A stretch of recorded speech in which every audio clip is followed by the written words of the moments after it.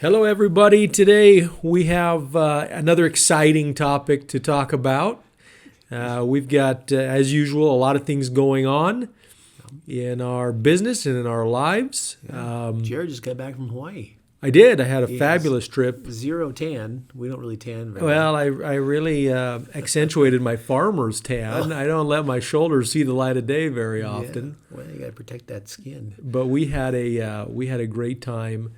Well-needed rest, and Well, I'm glad you did because I was covering our business. I'm sure you were really busy. And I did a great job, by the way.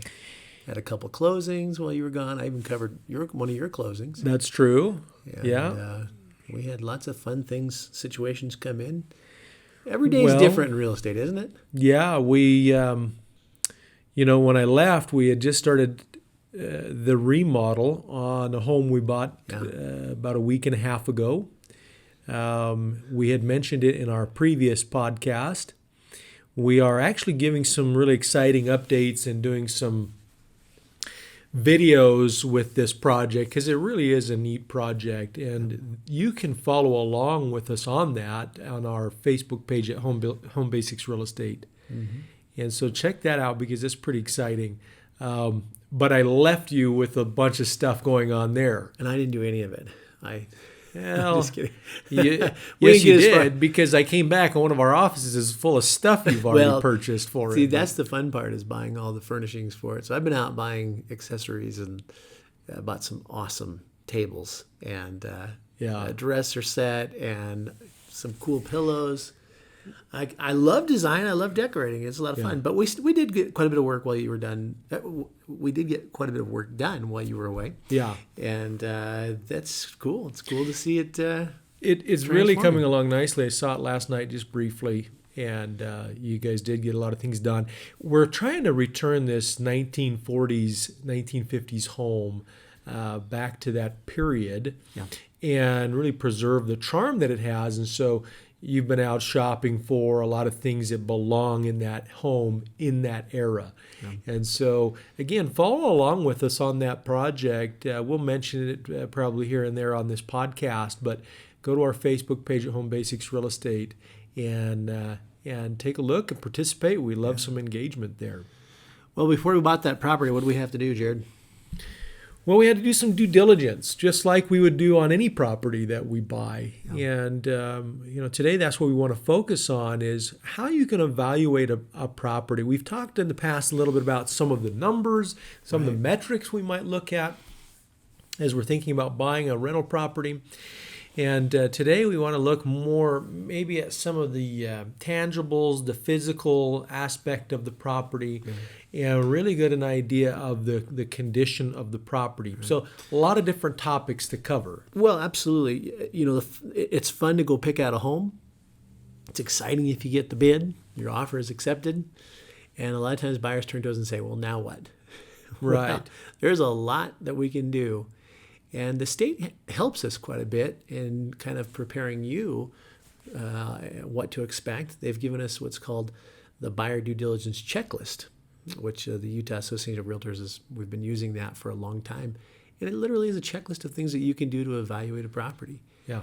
And sometimes buyers don't take this as seriously as they should. Some maybe take it too seriously, although I don't know if you can take it too seriously. It is really a big issue.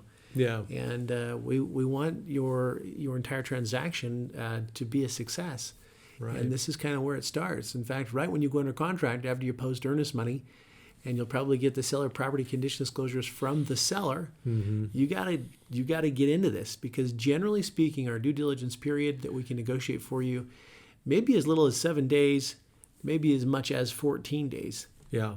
Yeah, that time frame is being compressed in a lot of cases. It is. We've talked about this in the past.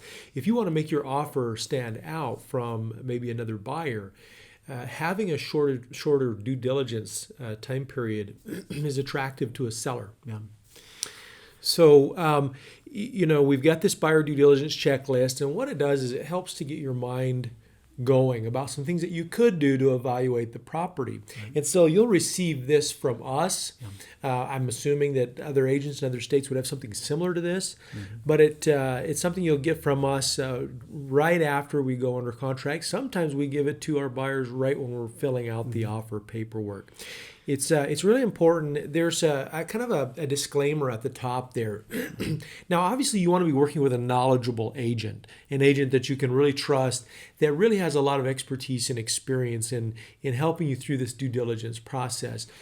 But it's really important, and I really encourage our listeners, if ever you're buying a property, to yes, hear what your agent has to say, trust them, but go through this verification process of maybe some of the things you're getting. You especially want to be careful with things that the listing agent may be telling you, okay? Because the listing agent may have some reasons as to why they're telling you or not telling you certain things that would maybe help to close this transaction. And so you really want to verify some of the things that are on the property listing, some of the things you've heard from the listing agent. Yeah. And so but really agents are trained in the marketing of real estate. So when we're talking about construction matters, you need advice regarding surveys, taxes, that kind of thing. It's really important that you consult the appropriate professional. And so this checklist takes you through that. Mm-hmm. Yeah. And as we start, I will mention to you that and we'll get to a home inspector specifically, but I will just say that if you hire a home inspector, it does cover a lot of these issues, or there are tests that you can add to your home inspection that would cover a lot of these issues. But the main point we want to make today is it's not only a home inspector. Yeah. And it's not only inspecting the home itself. We've got to branch out. Right. So that's kind of the direction we're going to head today. But let's get into it. The first thing that the state would like you to be aware of is building code or zoning compliance. I would tell you that the majority of our housing stock out there has a building code violation. Why is that? A lot of do-it-yourselfers out there in this valley that do things that are under the table or under the radar, and they're not doing it maybe to hide from the local authority or anything like that, but sometimes we just do things ourselves. Yeah. Well, code is always evolving, right? That's true as well. Even if you were to have a home inspected that was maybe built in 2000, that's a relatively new home, right? That home has building code violations. Probably has building code violations relating to your water heater, for example. There's been 3 code changes just on your water heater in the last, 10, 15 years. But the way we vent fans in your bathroom, we used to vent them right in the attic. Now they want them to go all the way through the roof. But then you have some very significant building code violations, which are, pretty can be pretty scary. Some of the small code violations where code is just always evolving and changing, I'm not too concerned about, but there are other big code issues. Yeah, I think there's a couple of other points to make under this topic here. If you buy a home that's had some recent additions to it, or we have one of our homes has a nice 4-car garage shop, detached shop, and and it actually has an addition to it as well. And so when we bought that, I called Orem City, and I wanted to see what they had on file as far as building permits, final inspections. And I don't know if I told you this or not, but that 4-car garage was built to code. And they also found some information on the addition on the back of that home. And so I felt pretty good about that. But, if you bought something that didn't go through that building permit process, there might be some additional concerns there and some things to work through. Yeah, there definitely could be. A long time ago, people would build outbuildings, and there was no such thing as a setback, right? Yeah. So that can be a problem. Very common, the seller property condition disclosure here in Utah asks the seller if you finished a basement, and if so, did you pull up permits? Yeah. Very common for a seller to maybe even fudge that question altogether. Yeah, but a lot of people finish a basement without pulling a permit. Here's the nice thing in Utah, and I know in some states this is becoming a real issue, where if you find a building code violation in your home, and we all have them, assuming our home is even 10, 15 years old, nobody is requiring you to bring that property up to code. If we had to require people who bought a home from the 1940s or the 1950s, and we said you can't even occupy this home or buy it, or maybe you can't even sell it if you're selling a home that age, that nobody's going to force you to bring that property up to code. It just doesn't work. Yeah. It'd be cost prohibitive to do that. We Yeah. might as well just demolish some of these homes. So a good home inspector is going to sort of put some context to the building code problems that we're facing here. Right. But if you have any work done, for example, to a 1940s home, that work itself has to be done to code. Yeah. So it's not like it doesn't meet code, so we don't have to hire contractors who are going to meet code. But any work that you would have done would have to meet code. Absolutely. But the second part of this is not only building code, but zoning compliance. And Yeah. boy, is this one important. This is really a hot button issue, especially as it relates to rentals. Mm-hmm. Even if you're not buying this home as a rental, maybe in the future you have some plans to turn it into a rental. And so understanding what the city allows regarding rentals is going to be really important. Yeah. In fact, we just listed a property 2 weeks ago. It was a home that had been owner occupied for decades. An old lady. Yeah. She had no descendants. And she has passed away, and it actually went to her nieces and nephews. When I talked to them, I said, "What do you guys think you have here?" "Well, we're not really sure." I said, "The first thing we need to do is pull a Provo City zoning verification." It did have a separate entrance into the basement. It did have a kitchen downstairs, but just because it's got a kitchen downstairs does not mean you can rent that out legally. And I thought to myself, well, best case scenario is that you might have a legal accessory apartment. Well, we got that zoning verification back, and Provo City recognizes it as a duplex. Yeah. Now, they would never, in a million years, they would never approve something like that today Yeah. as a duplex. There's the parking situation. The parking situation's terrible. I mean, it's scary. It's sketchy down there. This whole duplex needs a lot of work, but it did add quite a bit of value because it's recognized as a duplex. Yeah. And so that's the best thing you can do when you want to when we talk about zoning, right? Because you mentioned it before we started this, is that, hey, hopefully you've got a great agent that you can trust, but don't rely on what the listing agent says or your agent says. I mean, go right to the source. There are properties out there that are being marketed as a triplex or a duplex or something like that. And if you did a zoning verification letter with the city, you might find something different. The zoning verification letter also is going to tell you how many occupants could live, for example, in a duplex per side. That's really important information that you're going to want to know going into that. Just one more point under that section too is that you're going to want to understand whether there is a business license or a rental license requirement for that property. So again, we're talking today about homes that you would buy as an investment, but also homes that you would buy to occupy, or maybe both. Okay? All right. Anything else to add there? No, let's go on to rental of property, which is item number 2. This really comes into play in a lot of our municipalities, in particular St. George. St. George is sunny and warm year-round, mostly, and people love to have a second home there.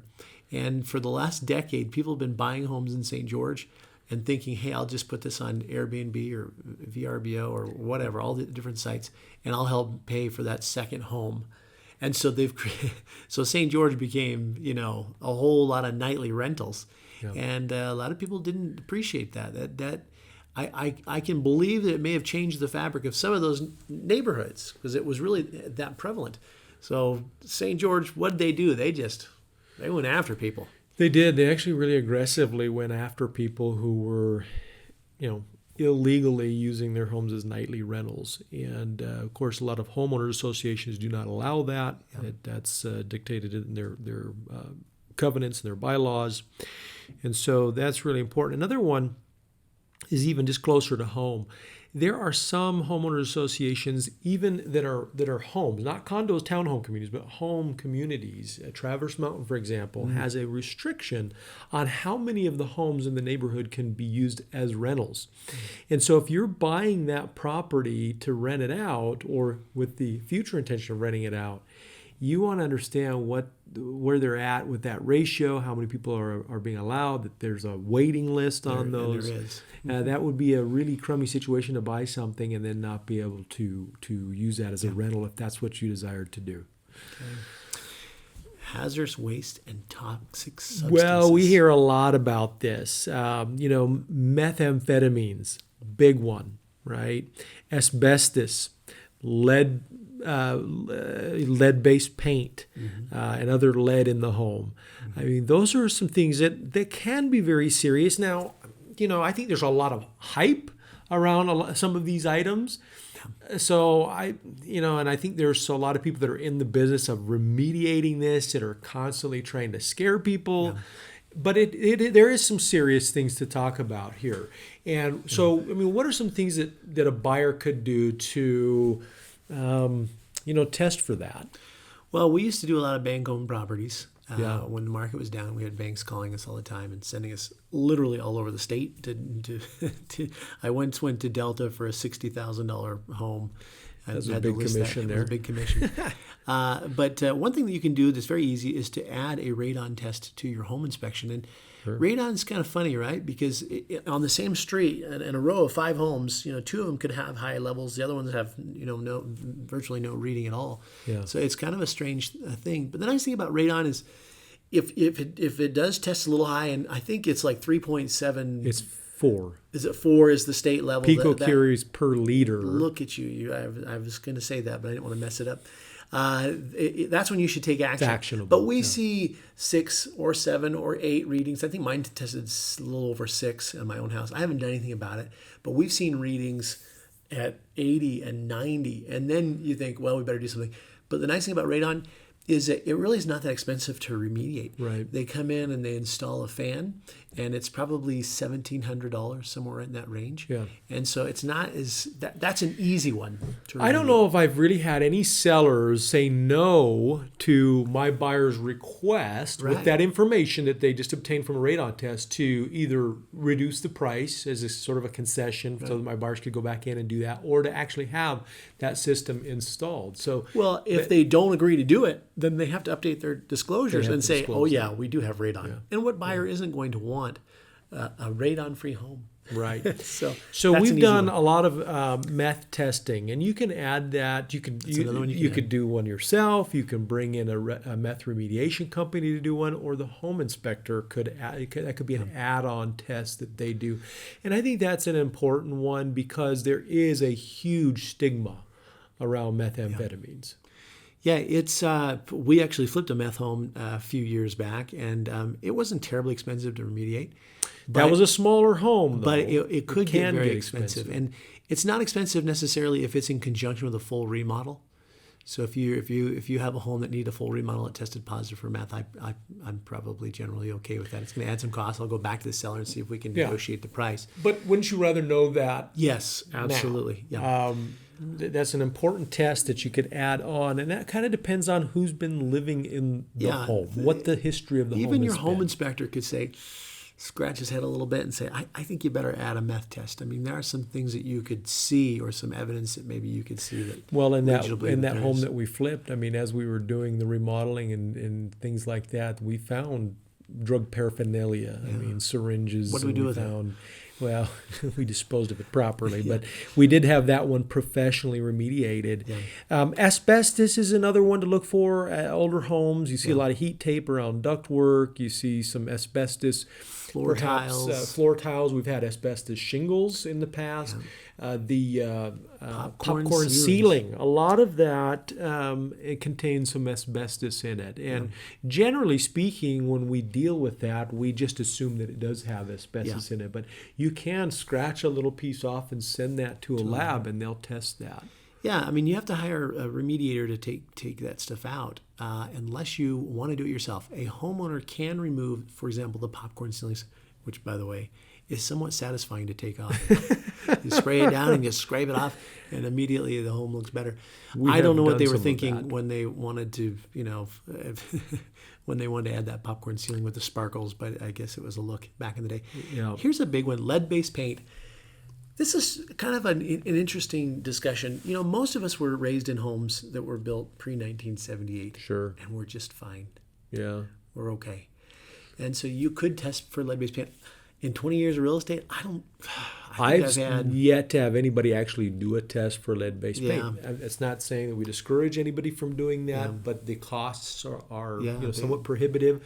But you can make the assumption, again, if you're going to go tearing into walls that are pre-1978, you really need to take some precautions there, wear some masks, maybe tape some areas off to do that work, because it likely is going to contain some lead-based paint. So we have a seller property condition disclosure here in Utah, but when it's a home pre-1978, we also have a lead-based paint disclosure, and a buyer is going to be viewing what the seller is reporting. The seller is asked, do you know of lead-based paint? They, in almost every case I've ever seen, no, we don't have lead-based paint. Do you have any reports pertaining to lead-based paint? No, we have no reports. Yeah. Then the buyer has a decision that they need to make. Are we going to test for it or not test for it? If you've waived the opportunity, you can still do it within your due diligence period. Sure. Then you'll also receive a pamphlet, How to Protect Your Family from Lead in the Home. Yeah. And so you guys will just have to make a decision on that. But I always try to remind people, hey, most of us were raised in a home pre-1978. Just to bring some context, and important. Okay. And one more thing on that. Lead-based paint is fine until you start messing with it. Right. So if it starts to peel, or you're tearing down walls, or you're scraping some of that paint, those paint chips, if anybody ingests that or inhales that definitely can be toxic and dangerous. But if it's encapsulated, it's fine. Yeah. Generally speaking, and that could be the case even with some of the asbestos in the home that's wrapped around your HVAC. Yeah, that's inside the sheetrock. Not a big deal there. Yeah. So we talked a little bit about radon gas, which is number 4 there. Number 5, surveying and staking. Every year we have probably 3 or 4 deals that kind of have a boundary line issue. Definitely. And that's part of the disclosure too. It asks the seller, is any part of your property, is your fence on your neighbor's property? Is their fence on your property? Do you have a deck that's encroaching? Do you have an outbuilding that might be a little too far over? Mm-hmm. And sometimes they'll say yes. And I would, if I were a buyer, I would want to know where those lines are. We have dealt with some pretty significant issues, boundary line issues. We manage a whole street of homes, and the whole street was I off. had to clear all that up. We hired surveyors. We drew up new fence line agreements and things like that. And you got to understand that a lot of these neighborhoods, the fences have been up for 2, 3, 4, 5 decades, right? They're fairly well recognized as the property line. But sometimes it's a significant enough problem where the title insurance, they won't issue a policy, and so you sometimes do need to deal with this up front. And so sometimes the title insurance company is bringing that to our attention, that there is some sort of boundary line issue there. But one of the things you mentioned too is encroachment, either from a neighboring property onto the property you're going to buy, or something that you've got. And you'd want to know that. Sometimes people will not deal with an issue with the current owner, but now they know it's a new owner. They're going to come over and say, hey, did you know? Like the first week you move in. Did you know that your carport, the eave of your carport is encroaching over on our property? And so they're going to try to revisit that issue. You don't want that surprise. And so you kind of want to make sure that you understand what the property lines are. Home warranty plans. We're a believer in home warranties. We've done well on home warranties on properties that we've owned. Sure. We've had, this morning I got a call from a buyer, and he says, my furnace just went out. I said, when did you close? October 24th was the date that he closed. He's just a few days beyond his home warranty plan. Home warranty plans will always give you an opportunity to renew that policy, but they're good for 1 year. And the state wants you to know that there are a lot of home warranty companies. Yes. And this is where, again, if you want to get into the weeds and compare all those plans, you certainly can. We have 3 companies that we order from regularly. We're happy to choose those for you. They're actually all really good companies, reputable companies. Protects you for a full year. If you make a claim on a home warranty, it costs you a service deductible like a copay. It's usually about $55 or $60. And it's like any other warranty company. Sometimes they try to duck and dodge a claim. There are holes in these coverages, and that's what you want to kind of understand, is what it covers and what it doesn't. And I think those are important. But most of our deals actually do include a home warranty in them. So I think they're good to have. Next one is just talking, and we don't spend a lot of time on flood zones. Just so you know, lenders do a flood certification. They are checking the flood maps to see if that property is in a flood plain. Yeah. And so that's not necessarily something you need to do, but if the lender says, yes, it's in a flood zone, you're going to either have to, if you don't want that property, you can back out, or you're going to pay some flood insurance, and that can get very expensive. And you'd be really surprised in our area where there are some flood zones. Yeah. And very surprised. So you never really know. But your insurance company, and that's what item number 8 is homeowners insurance. Remember, part of your payment is principal, interest, taxes, and insurance. So in order to maybe get the very best payment, you ought to see if you can get the very best rate on your insurance. That's worth shopping around. Yeah. And so the homeowners insurance, they will, you just start with who has your autos insured and see if you can get an auto home discount. Yeah. But these insurance companies, they actually share a lot of information backwards and back and their forth. Databases. Yeah. And so they could tell you potentially if there was some major happening. And I think that's the point that Utah is wanting to make here on this item is that insurance rates can vary considerably. Yeah. There's a lot of different factors that go into that, including some of your own personal factors like some of your own history, some of your credit score, whether you have a dog, a trampoline, whether you're going to have a pool, that kind of thing. Mm-hmm. But it could be a surprise to find out 3 days before closing, if it took you that long to arrange for an insurance quote, on how much an insurance policy may cost. There's some other factors like, disaster-prone areas. Now, I wouldn't say this is a big factor here in Utah, but if you live on the coast or you live in Florida, it's very expensive to insure a home because of hurricanes and other natural disasters. Older homes, this home we just bought in Orem that we just talked about, we actually are paying quite a bit more in insurance on that home because some of the electrical systems, and we're updating these along the way, and we may be able to prove to the insurance company that we've made some updates to the plumbing and the electrical as we're doing this remodel, and hopefully lower our insurance premium on that. But older homes are risky for insurance companies. History of claims. The home that we bought in Orem, again, I keep referencing this, but it's fresh on my mind because we just put that insurance policy on a week or two ago. They actually saw where there was a claim in that basement due to that city problem, where there was some water in that basement. And so the insurance company that I was working with to get the insurance policy on that was able to check that database, and they saw a payout on that home in the past. Mm-hmm. And so the history of claims is going to be important. The point is it can affect your monthly payment by $100, $200. It can go up based on the availability and the cost of your homeowner's insurance. Last point on that, when you get your homeowner's insurance in place, you talk with your insurance guy, put them right directly in contact with your mortgage broker. Let those two exchange paperwork. You don't have to do anything. You just say, hey, I'm going to go with you. I like the rate. Here's my loan officer. And the insurance guy will fax them or email them. But I would get on that. Forms. A lot of people do. That's one of the last things. That's one of the things that the loan officer's like, hey, have you got this done yet? No, I haven't. Get it done. Yeah, a lot of our buyers are waiting till the week before closing to get that insurance policy. Start shopping for insurance early to make sure that if there's any of these kinds of issues, you can shop multiple different companies or see if there's some ways that you can get a lower insurance policy. Okay? I think this next one is important. The title insurance, let's talk about that for just a minute. When we have a deal, let's say we're representing a buyer, because we're talking mostly about buyers today.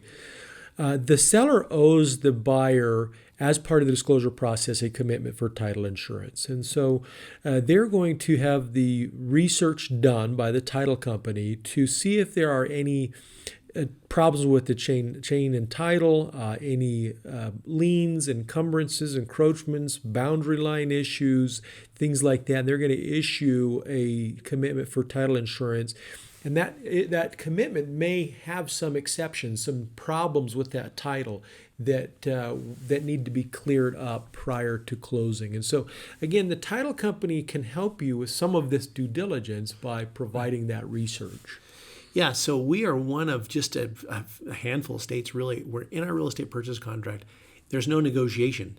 the seller will pay for a policy of title insurance. Dave Ramsey is a big believer in getting title insurance. In a lot of states, that's something you have to negotiate for, is a policy of title insurance. So we have title companies who do not want to pay out on any claims, so they are very thorough when they investigate these titles. They are. And then, by the way, we're sort of doubly insured here because your lender as a buyer, because I just told you the seller is going to pay for a policy of title insurance, but as part of your loan costs, you're going to see a lender's policy of title insurance. That side of the title insurance, that policy ensures that your lender will be in first position. So you have two policies of title insurance on every deal here in Utah. I wouldn't worry too much about it. Yeah, if the title, that's the thing. As evidenced by the title insurance company's willingness to insure that home, you can feel pretty good about some of these concerns, some of these issues. Now, when you buy a home or a condo or a townhome, there's a lot of times going to be a homeowners association. Talk about the importance of understanding some of the issues regarding HOAs and some of the things we've seen that have been problematic for buyers. Well, we'll try to keep this short because this is a huge topic. It is a big discussion. You want to buy into an HOA that is healthy. Correct. Financially. So when you look at the Homeowners Association's budget, their income, their expenses, the things, maybe minutes, those are meetings where the Homeowners Association's gotten together and say, hey, probably in the next couple of years, we're going to need to redo these parking lots, or we're looking at new roofs. You can glean a lot of information from looking over those minutes. But you want to make sure that you have a good, healthy community that's being run very well. You want to understand what the occupancy levels are, how many renters are in this community versus owner occupants. You want to understand all the rules, like, and remember, we always think condos, townhomes, HOAs. No. The new way to develop around here is almost every new community has an HOA. And they're going to say no inoperable vehicles in your driveway, not just on the road, but in your driveway. Yeah, parking requirements are actually a big thing. I mean, the one that we own down in Hurricane, for example, we're getting a lot of notices from the HOA because people are parking on the street. Now, I park on the street, my kids park on the street, but in a lot of homeowners associations, they don't want any parking after hours on the street. They're going to tell you what kind of trees you can have in the front yard. They're going to tell you what kind of fencing landscaping you use, requirements, what color front door. Can you have your garage door open for more than an hour? What happens if you leave? I like HOAs because there is some policing. Yes. It makes the neighborhood look really congruent and crisp and nice. Then it kind of keeps some of the bad apples out. Yeah. But HOAs can be a pain. You just have to know what you're getting into. Just know what you're getting into. I think that's the key there. And just a couple other things. Seeing if they have good reserves in their HOA. That goes back to looking at their income statements. Any lawsuits? I've been involved with some transactions where there's lawsuits going on between the homeowners association, the community, and maybe the developer or the builder, or some other type of lawsuit. That can be a little bit troubling, to say the least. So understand that. Take the time to get that. Now, where are they going to get that information? How are they going to come by that information? Well, remember, think of the seller's disclosure deadline. Think of that as just a big packet of information. Seller property condition disclosure, that's a 7-page document that asks the seller all about their ownership. You'll get all of the HOA documentation. You'll get the commitment for the policy of title insurance. Mm-hmm. You'll get several other things if there's leases in the property. Mm-hmm. So that's the packet of information. That's where you're going to get that information. Yeah. If you just be proactive in making sure that comes to you, because sometimes HOA information sellers don't send to you, and a lot of these communities, if they're bigger communities, they do have websites as well that you could obtain that information. But it is supposed to, under the contract, come from the seller as part of the disclosure. Right. Okay, let's talk a little bit about home inspectors, home inspections. Well, I'm going to start out by saying that here in Utah, you do not have to have a license to be a you don't have to be there's no such thing as a licensed home inspector. I mean, you could print a business card and get a business license. Yeah. And you're ready to go. And that's a little bit scary. And so Jared and I, over many years, have developed 3 or 4 contacts with great home inspectors. And when you go under contract, that's one of the first things we do is send you a list of home inspectors. and they all charge somewhere between $350 and $450. Their availability can vary. So if you called on a Monday afternoon, you should be able to have a home inspector out by Wednesday afternoon or Thursday morning. Yeah, they're That's usually about 2 to 3 the days lead out. time. And so if you wanted to call these 3 home inspectors up and say, what are your costs? What are your costs? What are your costs? And just take the cheapest one, I'm fine with that because we know that they're all very good. A lot of times it boils down to your personal schedule, right? Because you want to set up a home inspection where you can attend that last half-hour recap. Mm-hmm. So if they start at 2 o'clock, that means you're going to get there at about 5 o'clock for a half-hour recap. Yeah, I really do love really to walk want you to through attend that. home inspection with the home inspector. They're going to generate a really great report. A lot of the reports have video in them now. They have photos. But I really like to be able to meet with the home inspector and see some things on there. And you're right, not all of these home inspectors are equal. And that's why we want to narrow it down to 3 or 4 recommendations so that we know you're dealing with somebody who has good experience, going to generate a good report, going to charge you a fair price, and that sort of thing. So we encourage you to call them up and ask them why they think they're the best home inspector or why you should go with them and let them sell you on that. But that's why we narrow it down, is just to make sure you end up with somebody good. But what are some of the things they're looking for? I mean, and maybe another question is, why hire a home inspector instead of your uncle who's been a contractor for 30 years? Yeah. Well, a couple of things. In the there's another document you'll sign as a buyer, and it says that you're going to hold us harmless as you do these home inspections. So I've had buyers who say, I don't want to do a home inspection with the home inspector. I got Uncle Bob. And guess what? They show up with a ladder, and both of them are up on the roof. And that scares the heck out of me as an agent. So I'm glad that you'll be signing a form that says you'll hold us harmless. And the problem with Uncle Bob is that he does not produce a high-quality report. If he probably won't even produce any kind of report. A high-quality report with pictures and videos and commentary from a home inspection is going to be so important when we have to go back to the seller and maybe negotiate some repairs or price reduction. So hire a home inspector for that reason. I think that's a really good point too. And I don't mean to interrupt you, but being able to use what you found during that home inspection, the source of that information. Yeah. A qualified home inspector who maybe the listing agent knows and uses versus Uncle Bob, who may be a very knowledgeable person or might not be. You're gonna get more out of that seller by providing the information that the professional home inspector gives you rather than Uncle Bob. One point to make here is that there's no such thing as a perfect home.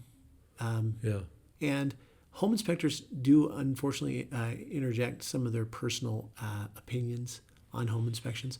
But a good home inspector is going to try to put this into context. You've got this issue. It's something I would solve. It's not terribly expensive. Get it done. He'll help you prioritize it. These guys are working hard for their money because they're up on the roof. I'm talking like some crazy roofs, 2 stories. In bad weather sometimes. They're down in the nasty, dank crawl space, crawling around. And one of our home inspectors has had incidents with raccoons face to face in an attic, dead carcasses in the crawl space. Sure. But they are doing everything. I mean, it's side to side. They're filling up the bathtubs and watching them drain. How boring is that? They're doing a load of dishes for the seller. Isn't that nice of them? Yeah. They're turning on every one of your elements on your stovetop. It's a little bit invasive. It's really extensive, and so again, Uncle Bob is not doing all those things. And these home inspectors, they do have, a lot of them have some really specific training. Yeah, they're using some tools, infrared cameras. We've caught a lot of problems with infrared cameras that obviously you're not going to see with the naked eye, right? Yeah. Using moisture meters and things like that. Some of the testing equipment that they have is really incredible, and it's beyond the capabilities or even the thought process of maybe an experienced contractor. Yeah, absolutely. So get a home inspection. And so much of what we were talking about today could be done by the home inspector. You can add the radon tests. Yep. You could add the meth tests. Yeah, it's a great place to start with your due diligence is with that home inspector. And I would never feel bad as a buyer if I if I had a home under contract and I inspected it and it didn't inspect well, and I back out and I say, I just lost $400 on a home inspection, that's a blessing. That was a great investment. That was a great investment. Yeah. And on the flip side, too, there's, in a lot of cases, it's a really great return on your investment. You might spend $450 on a home inspection, and we're able to then negotiate with the seller $5,000, $6,000, $7,000 concessions. Not every time, because and some homes also, they inspect really well. So I've had buyers hire a home inspection, and the home inspection really didn't reveal too many problems because the home has been really well taken care of. That's also, again, still a very good investment. It gives some really good peace of mind. Yeah. So I don't like to buy things without a home inspection done, and we don't encourage our buyers to do that either. Number 11 here, square footage. Do we have square footage differences all the time? Yes. All the time. Yeah. The county says it's X amount of square feet. The appraiser says it's X amount of square feet. Yeah. There's just so many differing opinions. You and I could go measure the home, and it would be something else. And we'd come up with a different number. My tolerance is maybe 200 or 300 square feet on, let's say, a 3,500 square foot home. Sure. That's probably a pretty big tolerance. It's more than some people would be. But it's hard to nail that number down. The acceptable sources for square footage are county records, an appraisal, the original building plans. You can go out there and measure it yourself. If you're going to get a loan to purchase this property, the appraiser's out there not only to assign a value, but the way he does that is to quantify what he's got there. Yeah. And so he'll take measurements of your square footage. You might want to peek at that number when you get the square Definitely. footage. When you get the appraisal back. Mm-hmm. But we have a lot of problems with square footage in this valley. Yeah, I mean, and a lot of times they are approximations, and so verify that. And I think the thing that I trust really the most is to see if what the appraiser comes up jives with what the county records. I personally like the appraiser's numbers better than the county's. Sure. And then acreage, we do have some problems with that from time to time. Yeah, not as prevalent as the square footage, but correct. Yeah. So just. Do a little bit of research on that, and I think you can cross that one off your list pretty easily. Okay. Utility services. This is one maybe that a lot of buyers may look past.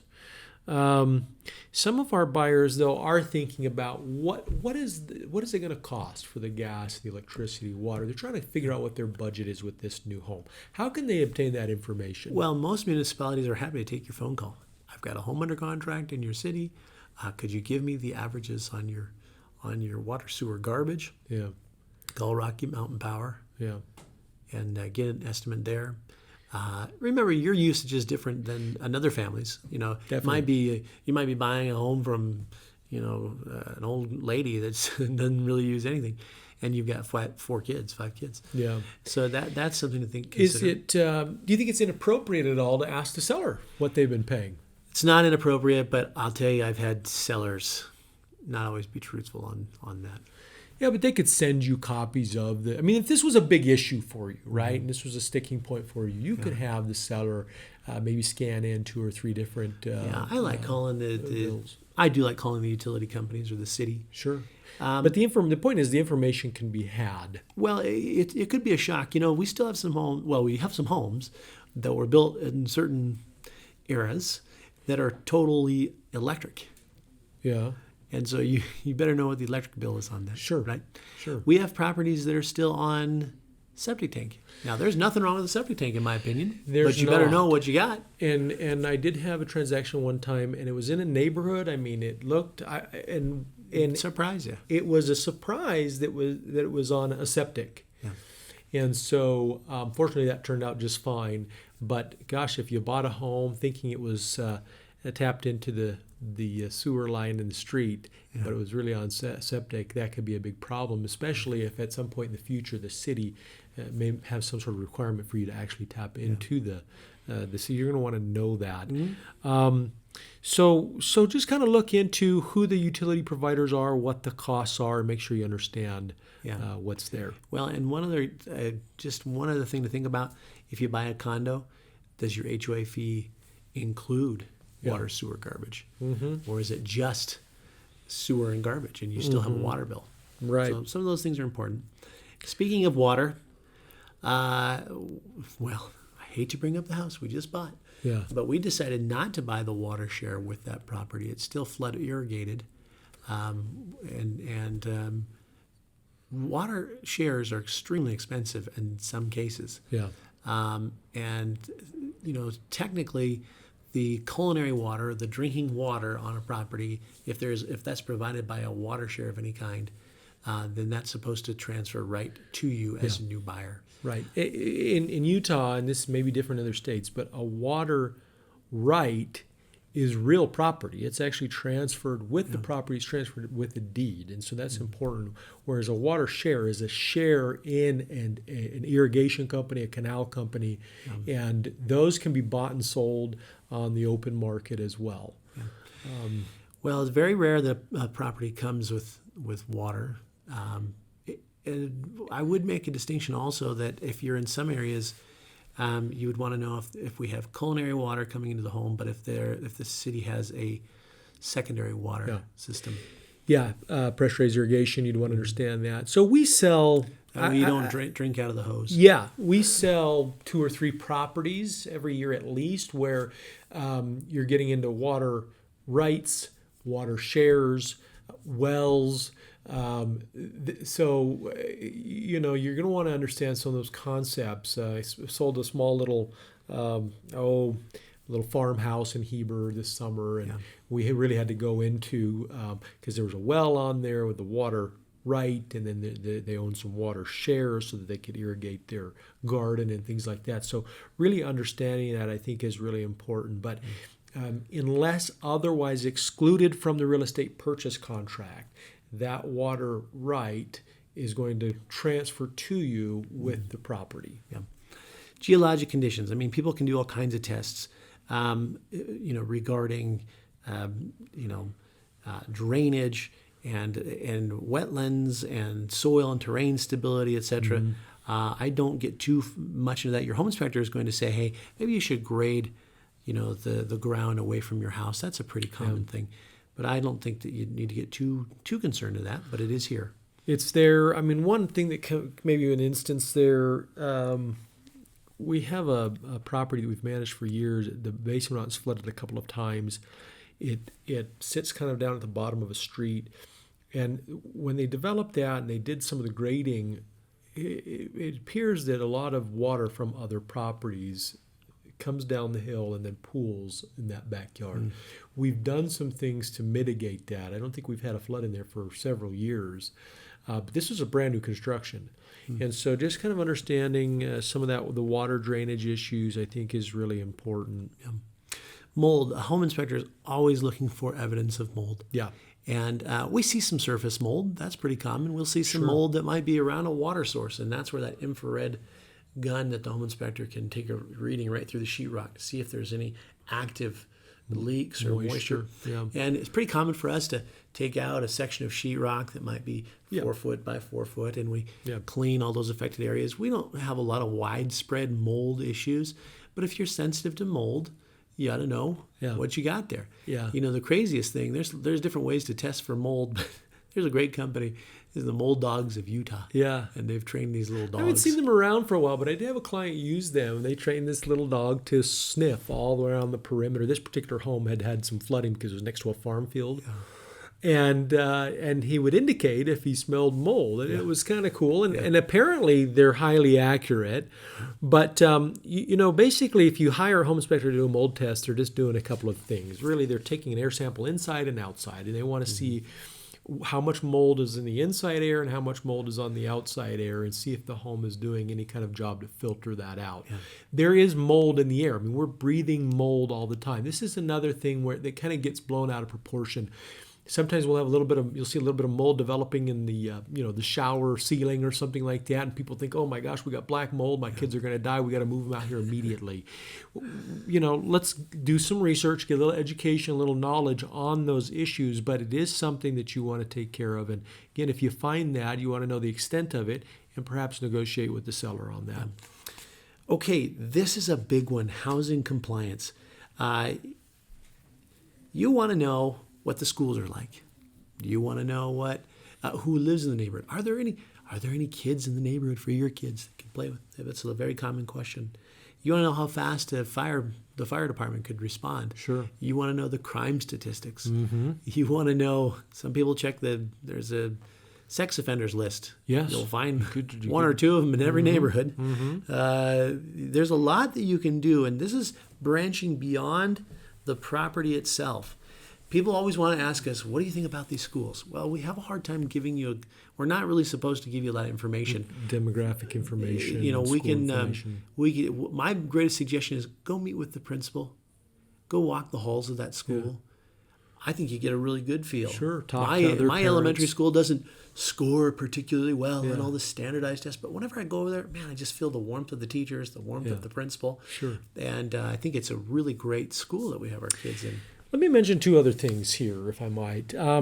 Noise or odor. Yeah. Big deals. Lehigh still has some active mink farms, for example, and when the wind kicks up a certain way, there is quite a stench. There's also a lot of flies that attracts, and so we have had clients and friends who have bought properties near there, near the Jordan River, near Utah Lake, and again, you can get extra bugs, extra mosquitoes, and things. So do some research on that. I think that I'm wondering is if you and important. I should be in the mink farming business. Yeah.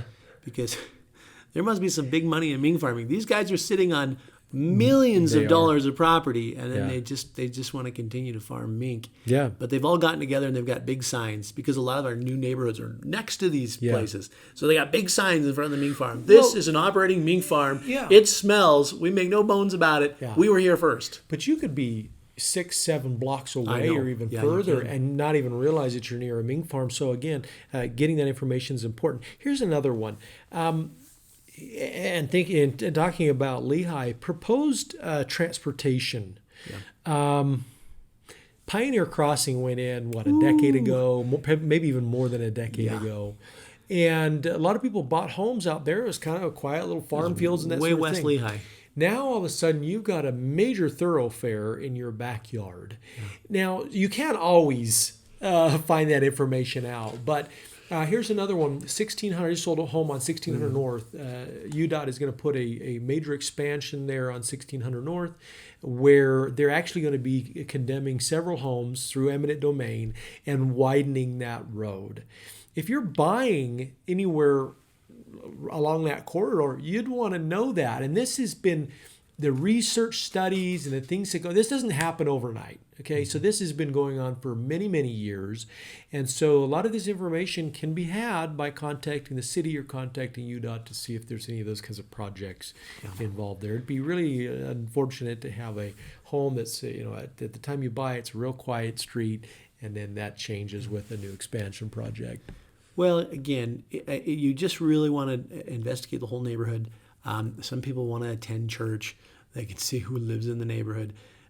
You can do all those kinds of things. It's up to you. Yeah, but do a good job. One of the things I really enjoy is talking with the neighbors. Oh, yes. They will tell you all kinds of stuff about who used They're to very live helpful. there, what the history has been, if they had flooding in the basement, if they've had other issues with the There's property. some kind of a stigma in the property. Somebody died in that property. I They're mean, you quick to tell really, you. some of the best information you can find, and again, you got to take it with a grain of salt a little bit and do some more research, but some of the best information you can find is through neighbors. When we used to deal with a lot of bank-owned properties, these properties were vacant for months, and we just wouldn't know what the history of those. But sometimes the neighbors would either set our minds at ease a little bit, or would cause us some concern and some reason to maybe do some further investigation. And so, and they sometimes will go out of their way to come talk to you. And Some of the old provide that ladies are just information. waiting for you to pull up with your Yeah. realtor, and they'll come right out. Yeah, Tell but it's a everything. great source of information. And so, go out and talk to the neighbors on either side of the property, behind the property, across the street. Talk to 3 or 4 people, and you'll get some really great information. Well, I have to tell a quick story. I know this is becoming a very long one.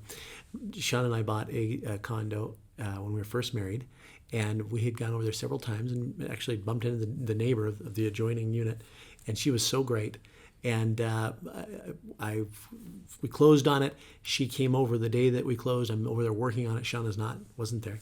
And she said, somebody OD'd in that master bedroom. I was like, oh, geez, Marcia, why didn't you tell me that? Yeah. Like, I'd seen you 3 times at least before we actually closed on this. I think she just wanted to have us as neighbors. Yeah. And then she felt like, hey, after we were moving in, that she would tell us. I've never told my wife that. That somebody OD'd in the master bedroom. We've sold a lot of properties that have had that kind of thing going on. There was somebody in Provo on a client of mine bought a home where the guy blew his brains out literally all over the bathroom. Goodness gracious. And they had to have a biotech company come in and clean all that up and that sort of thing. Those kinds of things happen. Sometimes people pass away, right? And it's very common people pass away. Let's do a podcast on this topic. Wouldn't The that be fun? stigma, All the stuff properties that and we stuff. have We've seen been through. They could be interesting. We've seen some stuff. Okay, just real quickly, brief discussion maybe on property taxes. Okay. So property taxes are kind of funny, right? Because if you buy a new construction home, guess what? You won't know what your property taxes are.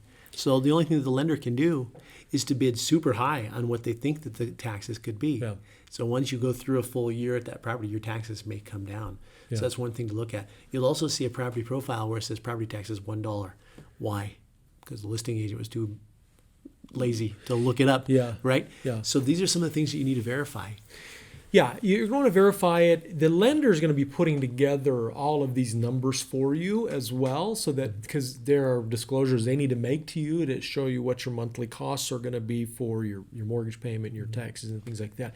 But a couple of things that people don't understand too is, let's say you buy a fourplex, and in the past it's been taxed at X amount of dollars. Now, since you bought it, maybe the county got wind of how much you paid for it, even though we're a non-disclosure state. But in other states, they will now tax you at what you just paid for that property. And so, especially with multifamily, you can all of a sudden have a big shock in your tax payments. Some people have a really favorable tax status because they are on at least 5 1/4 acres or more, and that's that if they produce an income or they supply something, they can get a very favorable tax status. It's a green belt status. Yeah. But that doesn't mean that when you buy that property, you're going to get that same favorable status. It's a really good point. It's a really good point. And it's a big deal because if you, let's say you buy that property and again, you see that the taxes have been $2,000 a year, or with Greenbelt, it could be $200 or $300. Now all of a sudden it's $5,000 a year. That's a big shock, and it's especially, let's say you buy a home with 10 acres and you have some intention in the future of developing that, and you're able to keep that as Greenbelt for the next 5 years or something like that. But in the future you develop that, you could be responsible for rollback taxes, which is the difference between what you're currently taxed at and what the market rate tax would be over the last 5 years. And that can end up being, in some cases, $50,000, $60,000 on a 10, 12 acre development parcel that was in Greenbelt and is now being developed. Right. So it's kind of something you definitely want to look into. Yeah, because property taxes are part of your monthly payment. Yeah, in most cases. I think a great discussion today. I know it's a little bit long, as a lot of our podcasts are. Sorry. But if you guys will, go through the buyer due diligence checklist that we provide you as your agent, or your agent provides you, and you kind of just use it as a checklist and just think through some of those issues.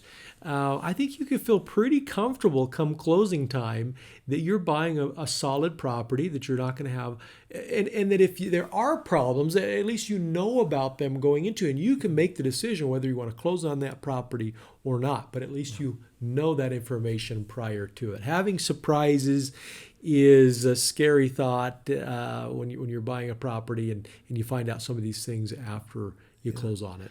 Well, and then you sort of rely on a home warranty, and that can help you for the first year. Sure. When you move into a property, there's always that first month where you're going to discover more about the property than definitely. than It's not a you can't find out everything. Not a perfect with that science, property. but boy, I'll tell you, this will eliminate a lot of problems for you. Yeah. So do your due diligence. Yeah. work with a great agent. Of course, we'd love to help you with this, but we'll hold your hand through this process, give you a lot of advice and expertise and our own input and opinion based on 20 years of experience on some of the issues that may come up. How serious is it? What's it going to cost? We'll put you in touch with people that can help you to measure those risks involved in accepting a property with some of these issues. Yeah. Thank you. Hey, thanks for listening to us today. We appreciate you guys subscribing to our podcast, giving us a like.